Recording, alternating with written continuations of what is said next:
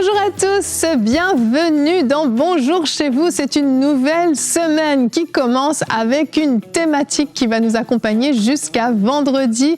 Une semaine pour renouveler tes pensées. Je pense que tout le monde est partant pour cet exercice, particulièrement mes amis Nadine et Aurélie. Salut les filles. Coucou Aurélie. Allô. Prête pour un renouvellement intensif? Yes, t'as dit jusqu'à la fin de la semaine. Ouais. Donc à la fin de la semaine, vendredi, nous toutes. Ah ouais, on est renouvelés. On est une nouvelle personne. On prend le défi. On va parler de l'image qu'on a de Dieu, on va parler de l'image qu'on a de nous également.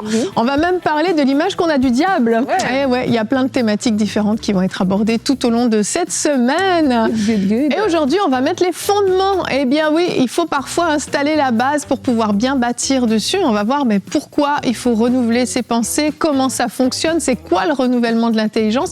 Et Nadine, dans la rubrique Réponse d'expert, tu nous diras ce qui se passe si on garde notre ancienne façon de penser. Oui, parce qu'il y a des dangers à ne pas changer. Et lorsqu'on garde notre ancienne façon de penser, il y a des choses qui vont arriver, d'autres qui n'arriveront pas, tout simplement pas parce que Dieu a changé, mais parce que nous n'avons pas changé. On va parler de ça tout à l'heure.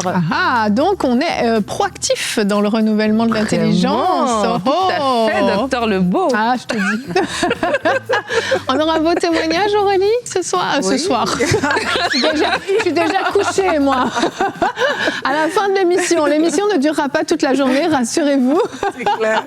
On a Justine de la RDC qui va nous raconter comment elle a été baptisée du Saint-Esprit avec le signe évident du parler en langue. On les aime toujours, ces témoignages de baptême du Saint-Esprit. Ça reste des moments forts et on s'en souvient tous. Ça a marqué notre vie. Tout le monde, on peut dire, ah, je me souviens, j'ai été baptisée du Saint-Esprit à tel moment. Et ça vaut la peine d'en parler. Merci de nous partager vos expériences. Et on va commencer tout de suite. Donc, je vous invite à avoir le cœur grand ouvert. On a prié vraiment pour cette semaine que des écailles tombent des yeux, que des forteresses puissent tomber également. Et on s'attend vraiment à ce que le Seigneur agisse en vous, en nous, pour un parfait renouvellement de l'intelligence. Et que oui, tous les mensonges qui ont pu s'installer en nous, les faux raisonnements puissent tomber. Alors, tenez-vous prêts et soyez dans l'expectative. Aurélie, je te laisse la parole pour la pensée du jour.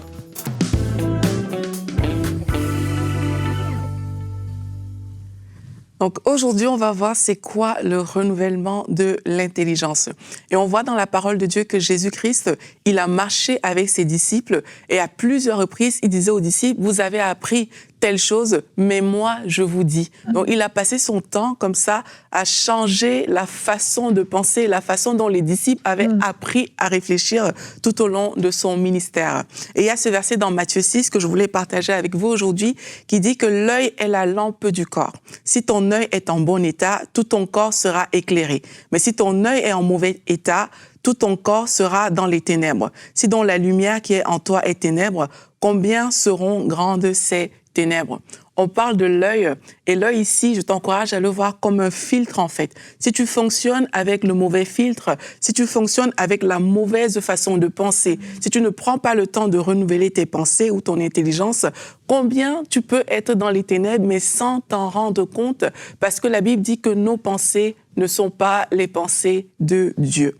Donc, le renouvellement de l'intelligence, si on veut le définir, c'est quoi? En fait, c'est le renouvellement de ta façon de penser, c'est d'accepter que ton intelligence actuelle, la façon dont tu as toujours fonctionné, ne suffit pas pour te garantir ce que tu dois faire. C'est vraiment une intelligence qui vient de l'Esprit de Dieu qui va te garantir ce que tu dois faire. C'est pas juste ton expérience, c'est pas juste ce que tu as appris, tes études, qui doit te pousser à agir dans la vie. Et dans la parole, on dit, on ne met pas du vin nouveau dans de vieilles outres. Et lorsque tu veux renouveler ton intelligence, il faut accepter qu'il y a une vieille outre qui est là à l'intérieur de toi. Il faut accepter que ton ancienne façon de penser, c'est quelque chose qui est vieux, c'est quelque chose qui est désuète. Et il faut accepter de laisser passer cette ancienne façon de penser pour embrasser une nouvelle pensée qui est la pensée de Christ. Et c'est important de se poser des bonnes questions lorsqu'on veut renouveler sa façon de penser. Pose-toi la question de savoir, est-ce que ce que je pense par rapport à différentes choses, ça peut être par rapport à l'éducation de tes enfants, ta famille, ton mariage, est-ce que ce que je pense, c'est vraiment la pensée de Christ? Ou alors, est-ce que je suis en train de vivre juste ma vie sur la base des expériences, sur la base de différentes choses? Est-ce que ce que je suis en train de vivre aujourd'hui, ce que j'imagine, par exemple, de l'éducation de mes enfants, est-ce que ça correspond vraiment à ce que Dieu dit dans sa parole, à ce que Dieu dit dans la Bible? Et chaque fois que tu vas commencer à te poser ces questions, mais tu vas voir que ça va te pousser à aller chercher dans la parole, ça va te pousser à vouloir comprendre en fait dans différents domaines. Et ce que tu vas faire, c'est que tu vas engager ce que j'appelle le processus de renouvellement de ton intelligence. Parce que ça ne se fera pas en un jour. Dans notre vie, il y a tellement de domaines qui nous concernent que c'est pas juste en un claquement de doigts ou en une prière que ton intelligence va se renouveler. C'est vraiment lorsque tu vas prendre le temps de t'asseoir, de bâtir, de te dire, mais voici ce que je pense, par exemple, sur l'éducation de mes enfants, mais que dit la parole sur l'éducation des enfants? Chaque fois que tu vas prendre le temps de le faire, tu seras en train de renouveler ton intelligence. Voici ce que je pense par rapport aux finances, mais que dit la parole sur les finances? Alors que tu vas te poser ces questions-là et que tu vas laisser la parole te transformer, tu seras en train de renouveler ton intelligence. Parfois, c'est des situations qui vont arriver et tu as peut-être mal réagi et tu comprends que peut-être c'est pas exactement comme ça que le Saint-Esprit aurait voulu que je réagisse dans cette situation. Mais renouveler ton intelligence, c'est quoi? C'est de te dire, OK, là, j'ai pas bien fait la chose. Donc, que dit la Bible par rapport à ça? Et alors que tu commences à mettre en pratique la parole de Dieu, tu vas voir que tu seras en train de renouveler ton intelligence. La Bible nous encourage à ne pas nous conformer au siècle présent. Et je veux encore marteler sur ça. Les choses que tu as appris, les choses que la société te montre, c'est pas forcément ce que le Seigneur veut pour toi. C'est ce que l'Esprit de Dieu en toi va te communiquer qui est bon pour ta vie. Mais si tu ne prends pas le temps de te placer devant Dieu pour dire « Saint-Esprit, enseigne-moi ». Jésus-Christ a dit que tu vas me montrer la vérité, que tu vas m'enseigner toutes choses. Enseigne-moi, je ne veux pas juste vivre comme la société me montre, comme les choses que j'ai apprises, comment j'ai grandi. Je ne veux pas juste vivre sur cette base-là, mais je veux vivre sur la base de ta parole. Amen. Il a dit « L'homme ne vivra pas de pain seulement, mais de toute parole qui vient de la bouche de Dieu. » Donc, si tu ne prends pas le temps de te placer devant Dieu avec sincérité pour lui dire « J'ai besoin que mon intelligence soit renouvelée », tu vas vivre comme tout le monde, tu vas faire comme tout le monde. Mais si ça se trouve, tes pensées ne seront pas les pensées de Dieu. Amen. Merci Aurélie. J'ai beaucoup aimé ta pensée et tu as mis le doigt sur quelque chose d'important. Tu as dit c'est un processus. Et peut-être que certains découvrent ça aujourd'hui en fait.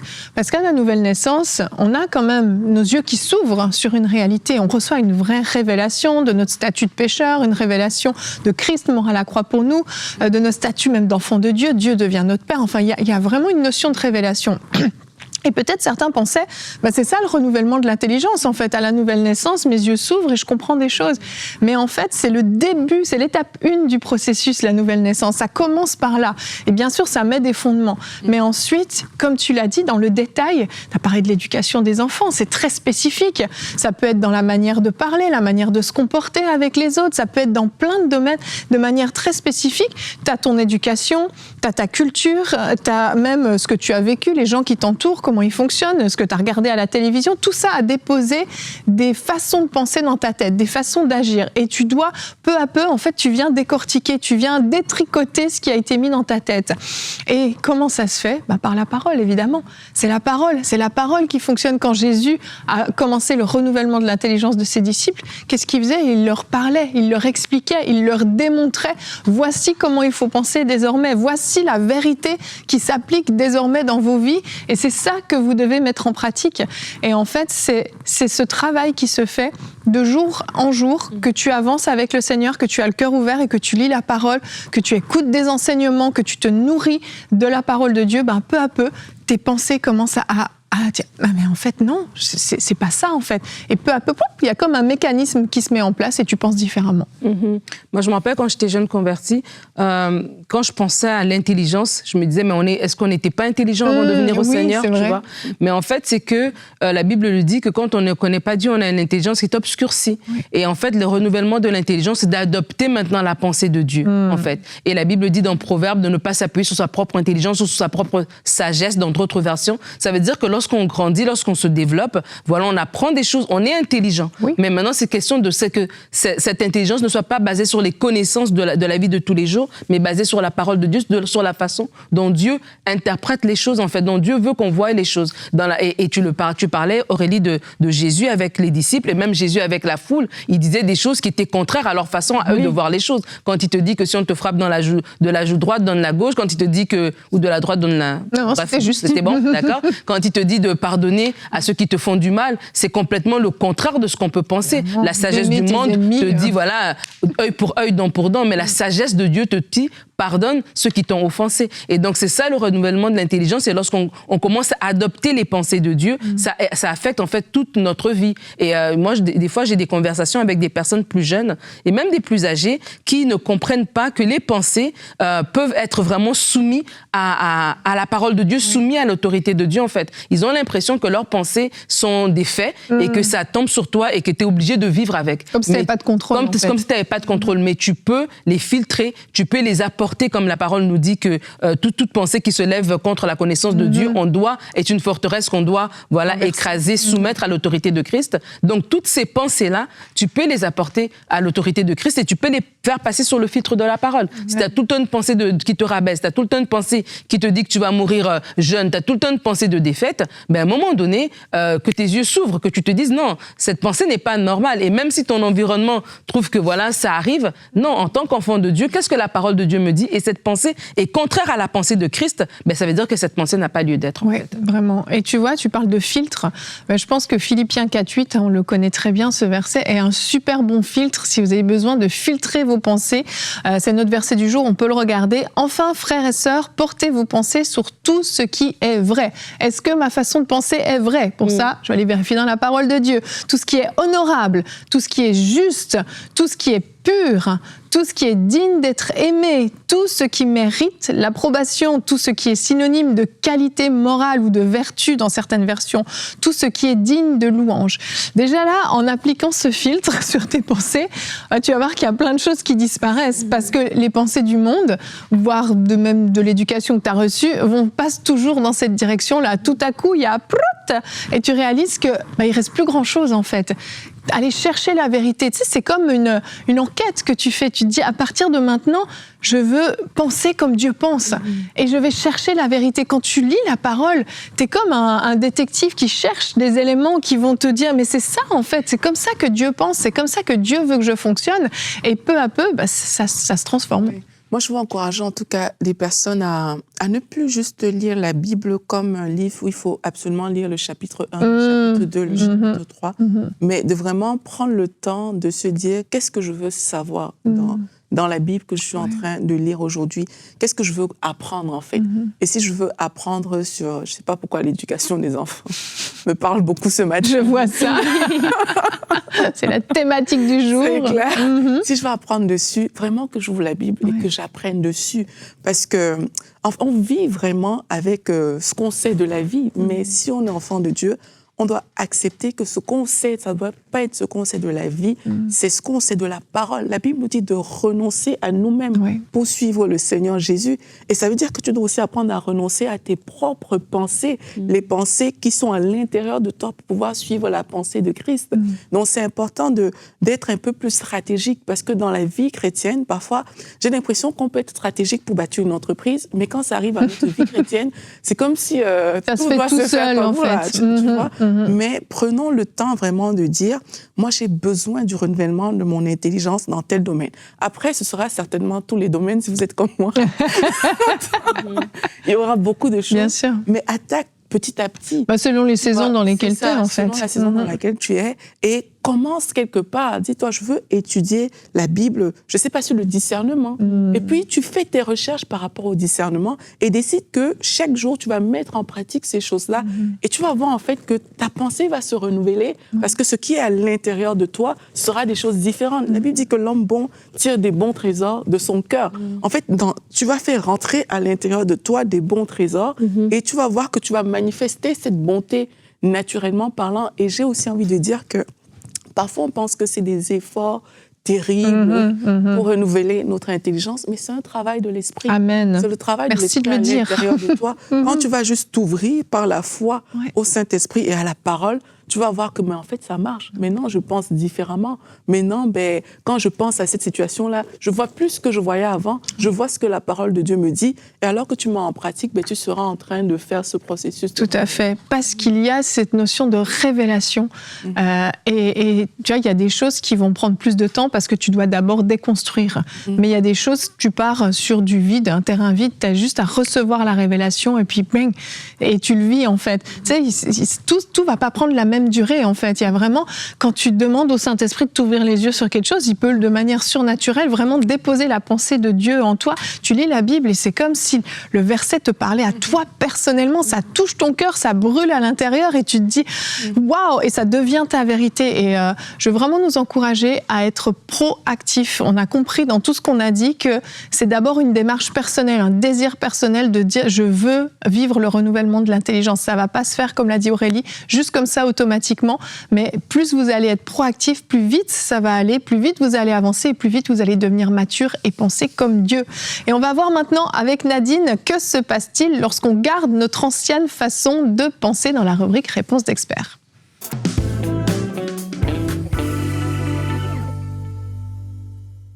Alors qu'on parle de ce sujet, j'aimerais tout d'abord vous encourager à l'humilité, à être enseignable, à vous dire que ce que je sais en fait, je ne sais rien.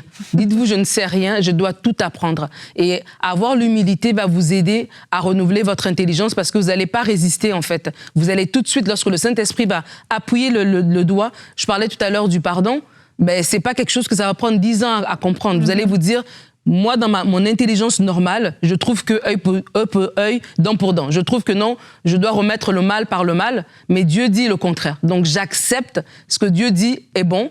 Alors, je vais voir, Seigneur, aide-moi à l'appliquer dans ma propre vie. Et ça va peut-être commencer à relâcher l'offense pour des choses quotidiennes jusqu'à ce qu'elle aille dans des choses plus graves. Mais lorsque vous vous positionnez déjà comme quelqu'un qui est humble, qui est enseignable, qui comprend que ce que je sais, c'est pas bon. Tout ce qui est bon, c'est ce que Dieu m'apprend, ça va vraiment vous aider à renouveler votre intelligence beaucoup plus rapidement. Il y a des gens qui sont dans le Seigneur, qui sont fervents, qui servent à l'Église, qui sont même des anciens, qui ont des responsabilités et qui ont des forteresses dans leurs pensées, alors ça fait des années qu'ils sont au Seigneur. Donc, c'est pas une question de nombre d'années avec lequel tu suis Dieu, c'est vraiment une question de la disposition de ton cœur. Et des fois, même plus qu'on connaît, la Bible dit que la connaissance enfle. Plus qu'on connaît des choses, des fois, on est encore des fois plus rigide à se laisser transformer par Dieu. Donc, vraiment, je vous encourage, Seigneur, rends mon cœur humble, vraiment que vous puissiez faire cette prière. Il y a des choses, Aurélie parlait de l'éducation des enfants. Ça fait partie d'un domaine que des fois, on a des forteresses de pensée. On a une façon de penser. Nous, c'est comme ça. Mes parents ont été comme ça. Mes grands-parents, tout le monde autour de moi est comme ça.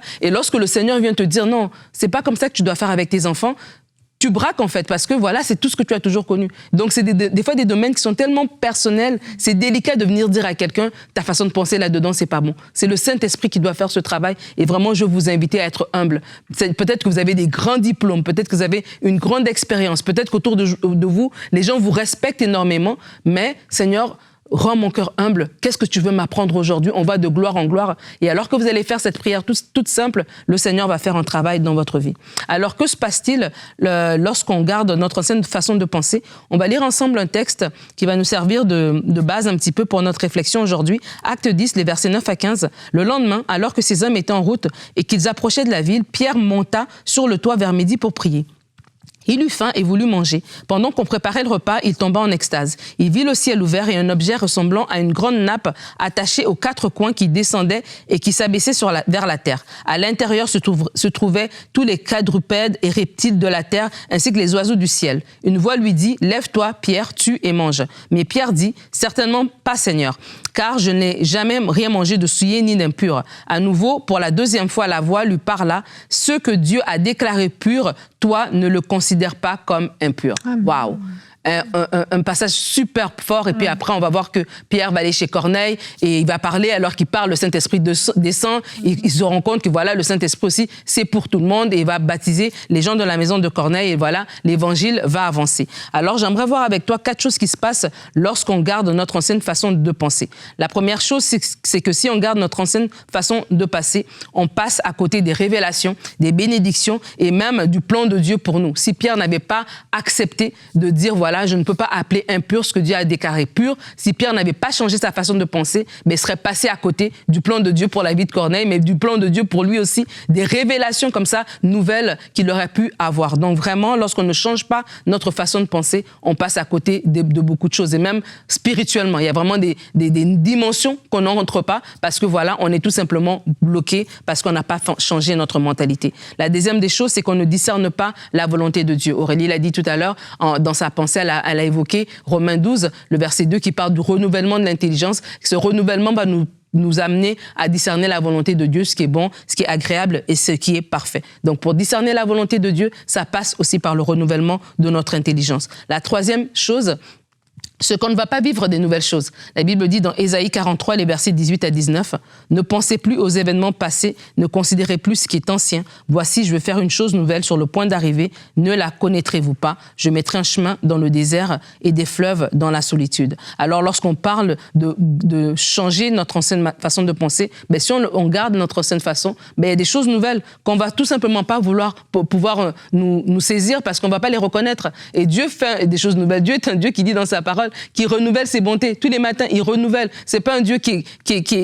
Même la parole de Dieu, elle est là pour nous montrer des choses, mais la Bible nous dit que s'il devait écrire tout ce que Jésus a fait, ben, il y aura pas assez de livres pour nous dire qu'il fait différemment. Donc, c'est pas parce qu'il a peut-être guéri cette femme avec la perte de sang, mais dis-toi, ben, moi, j'ai pas une perte de sang, mais j'ai un autre problème. Est-ce que c'est parce que je l'ai pas vu dans la Bible, ça veut dire que ça n'existe pas? Non. Il fait toutes choses. Donc, ça veut dire que moi, ma situation aussi, il peut intervenir. S'il a guéri un lépreux, il peut guérir un cancer. Même si c'est pas écrit cancer dans la Bible, quand ça parle de maladie, ben ça parle aussi de la maladie que je traverse. Donc vraiment, lorsqu'on garde notre ancienne façon de penser, ben il y a des choses nouvelles comme ça qu'on ne peut pas accéder. Et Dieu veut faire toutes choses nouvelles. Je veux vous inviter à être malléable et flexible entre les mains du Seigneur. Et la dernière chose, la quatrième chose que je voulais aborder, lorsqu'on ne change pas notre manière de penser, lorsqu'on garde notre ancienne façon de faire, ben on ne grandit tout simplement pas.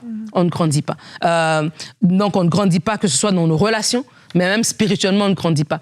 Paul va dire dans 1 Corinthiens, au chapitre 13, le verset 11, que lorsque j'étais un enfant, je parlais comme un enfant, je pensais, je raisonnais comme un enfant, mais une fois devenu homme, je me suis défait de ce qui était propre à l'enfant. Il ne parlait pas de lorsque j'avais 5 ans et lorsque j'ai eu 30 ans. Il parlait de mentalement, lorsque j'étais encore dans des choses d'enfant et lorsque j'ai eu la révélation de Christ et que j'ai été changé. Alors que Saul de Tarse, il était quand même quelqu'un qui était érudit, il connaissait beaucoup de choses, mais toutes ces choses-là, c'était de l'enfant en fait. Et pourtant, il était un grand homme intellectuellement parlant. Mais lorsqu'il a rencontré Christ, sa mentalité a été complètement bouleversée et transformée. Et il a grandi. Et je veux vous inviter à vous laisser transformer pour grandir. Il y a des problèmes relationnels que vous avez parce que vous pensez encore comme avant. Vous avez une ancienne mentalité. Et lorsque votre mentalité va être transformée pour comprendre ce que la parole dit, que le fruit de l'esprit en nous, c'est la douceur, la bienveillance, ben monsieur, madame, lorsque tu vas être doux, lorsque tu vas être patient, lorsque tu vas être bienveillant, tout d'un coup,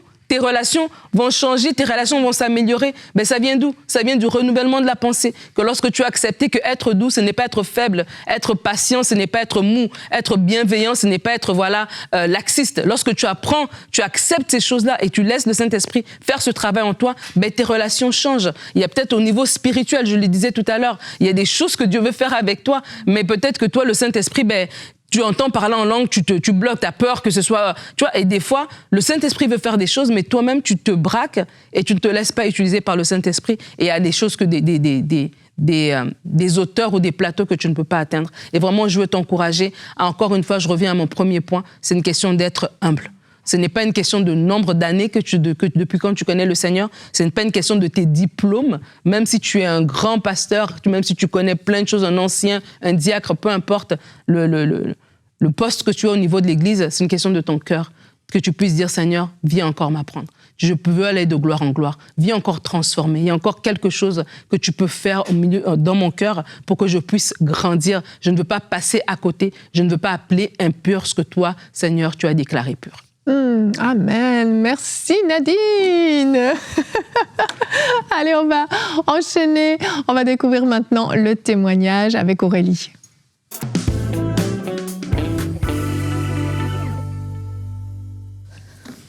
Donc Nadine a parlé des personnes qui se braquent par rapport au parler en d'autres langues. Mais Justine ne sait pas braquer. J'ai cru qu'elle en faisait partie au départ. Du quel renouvellement de l'intelligence. Et elle nous raconte, elle dit, aujourd'hui, alors que dans Bonjour chez vous, le sujet portait sur le baptême du Saint-Esprit, j'ai senti comme une forte sensation en moi tout en écoutant les exhortations de tous les intervenants. Alors que le serviteur de Dieu, Omer, a dit dans son Donc, Omer, il a dit dans son explication qu'il faut demander à Dieu de nous remplir et surtout avoir soif d'être baptisé de l'Esprit Saint. J'ai juste saisi cette parole et j'ai senti comme un feu dans mon cœur, une envie puissante, comme si j'allais exploser. Wow. Quand il a prié, j'ai prié en même temps que lui, en demandant que Dieu puisse me remplir de son esprit. Ce qui est extraordinaire, c'est que sur le moment, je n'ai rien senti de ce que j'imaginais. Puis j'ai dit, merci Seigneur pour le baptême de ton Saint-Esprit, je le reçois par la foi. Amen. Wow. Donc, elle a prié, elle a senti ça à l'intérieur d'elle, mais c'est pas tout de suite qu'elle a commencé à parler en d'autres langues. C'est plus tard. Elle dit, donc, plus tard, elle a trouvé que prière inspirée était en train de passer.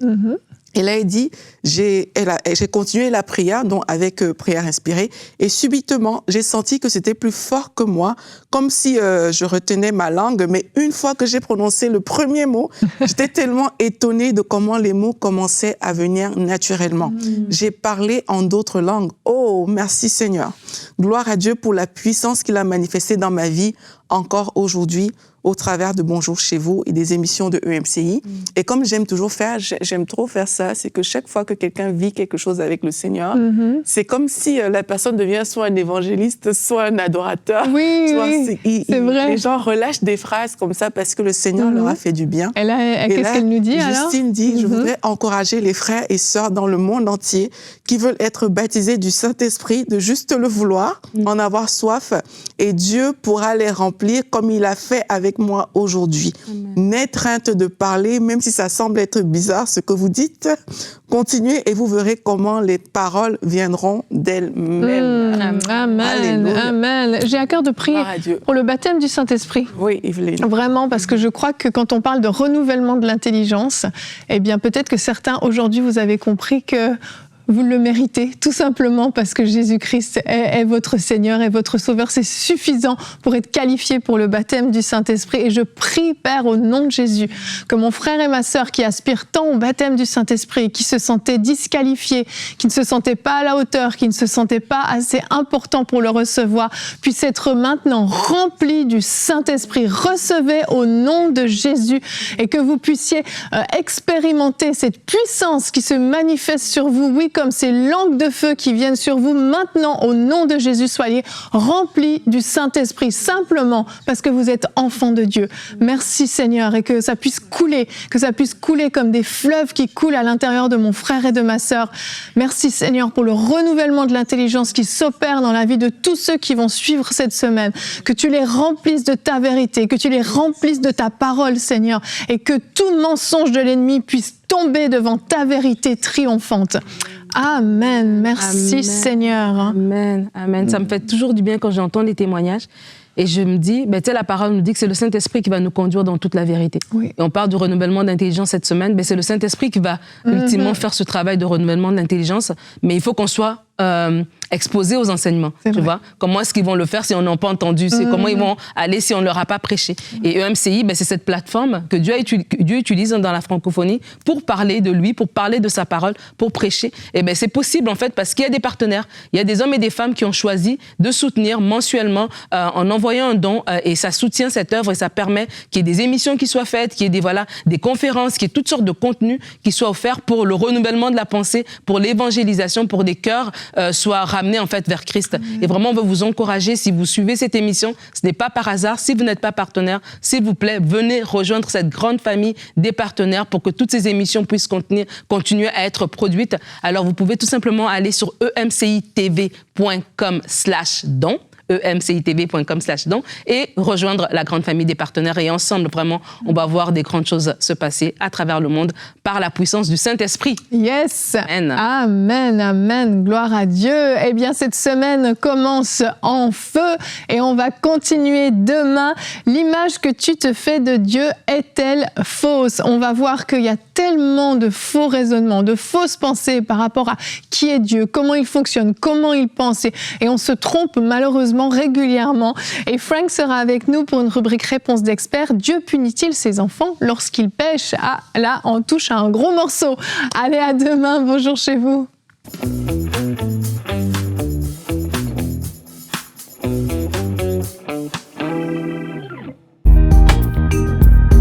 Merci à tous nos précieux partenaires grâce auxquels cette émission a pu être réalisée. Vous aussi, rejoignez la grande famille des partenaires d'EMCI TV en faisant un don sur emcitv.com/don.